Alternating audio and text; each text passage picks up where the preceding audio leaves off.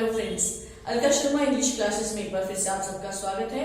और जिस तरह से कि हम बात कर रहे हैं टेंसेस की, तो आज हम उसका कंक्लूडिंग पार्ट लेंगे, यानी कि आज हम लेंगे लास्ट टेंस, जिसको कि हम डिस्कस करेंगे। और वो टेंस कौन सा है? वो है हमारे पास perfect continuous tense.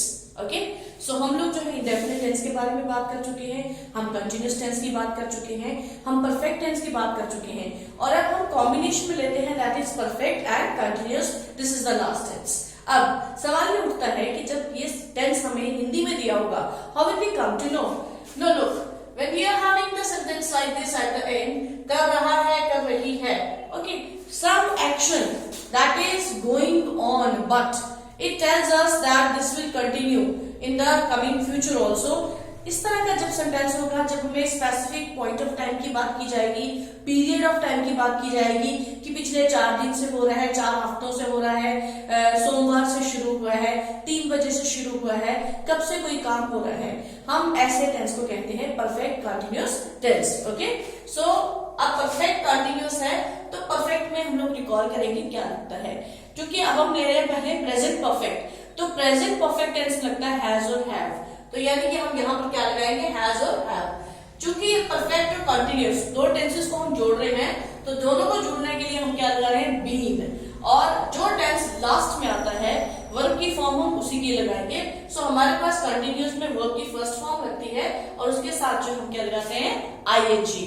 Okay, so this will become has, have plus been plus verb की फर्स्ट फॉर्म और आईएनजी। अब एक हम सेंटेंस जो हिंदी में दे देते हैं, वह पिछले 4 दिनों से काम कर रहा है। लुक, एट दिस टाइम हमें बताया गया है कि पिछले 4 दिनों से वो काम कर रहा है, यानी कि हमने लिया ही हैज बीन, काम करना दैट इज वर्क, तो वर्किंग लिख दिया हमने यहाँ पे। फॉर द लास्ट 4 डेज, पिछले 4 दिनों से, लास्ट 4 डेज, तो हमने यहाँ लगाया for.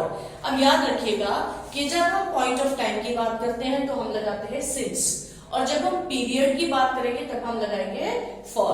Look, what is point of time और what is period of time? देखिए, यहाँ पर 4 दिनों से दिया है, लेकिन ये नहीं बताया कि वो 4 दिन कौन से हैं। मंडे से शुरू हुआ है, ट्यूसडे से शुरू हुआ है, वेडनेसडे से शुरू हुआ है, या सैटरडे से या संडे से, कब से शुरू हुआ है, ये हमें नहीं बताया गया। हमें कहा गया है 4 दिनों से। 4 साल भी हो सकते हैं, लेकिन वो साल कौन सा? 2000, 2015, 2018, 2019, कौन सा? सो ये हमें क्लियर जब नहीं होगा, हम कहेंगे that is period of time.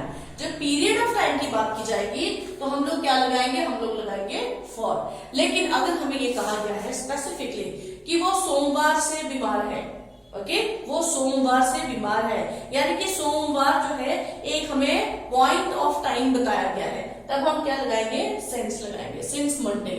अब यहाँ पर जो है हमने फॉर लगाया, he has been working for the last 4 days. अब हम लेते हैं दूसरा tense, that is past perfect continuous tense. इसमें चूंकि यहाँ पे है तो यहाँ पे था रहेगा, बाकी जो है सेम, कर रहा था, कर रही थी, तो इस तरह का जब होगा।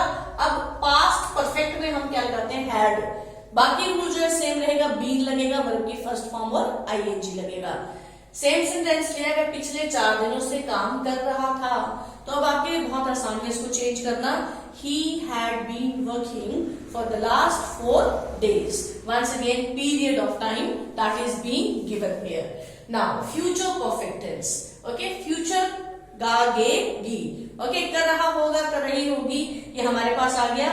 फ्यूचर में हम लगाते हैं will और shall, और जब हम फ्यूचर परफेक्ट कहते हैं तो आपको याद होगा कि हमने क्या लगाना है? will have या shall have। चूंकि परफेक्ट और कंटिन्यूअस है, वंस अगेन बीन लगेगा और वर्ब की फर्स्ट फॉर्म के साथ आईएनजी। सो हमने क्या लगाया?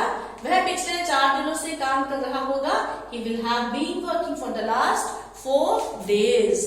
सो याद रखना है कि टाइम जो है दैट इज वेरी इंपॉर्टेंट। जब भी हमें फ्यूचर परफेक्ट टेंस दिया होगा, सॉरी, जब भी हम कहेंगे कि परफेक्ट कंटिन्यूअस टेंस दिया होगा, या हमें प्रेजेंट हो, चाहे वो पास्ट हो, चाहे फ्यूचर हो, तो हमने रिकॉल करना है कि हमें यहाँ पर सिंस या फॉर को यूज करना है, क्योंकि यहाँ तो पॉइंट ऑफ टाइम की बात की गई होगी या पीरियड ऑफ टाइम की बात की गई होगी।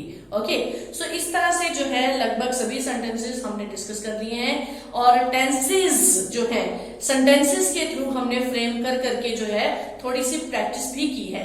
जितनी ज्यादा हम प्रैक्टिस करेंगे उतनी ज्यादा जो है हम लोग ट्रांसलेशन के जरिए अपनी इंग्लिश को इम्प्रूव भी कर सकते हैं and the time will come when we are all able to speak English fluently and we will never hesitate. And I hope so that you might have liked this way of teaching, and if you like it, then do subscribe my channel. Subscription is given here.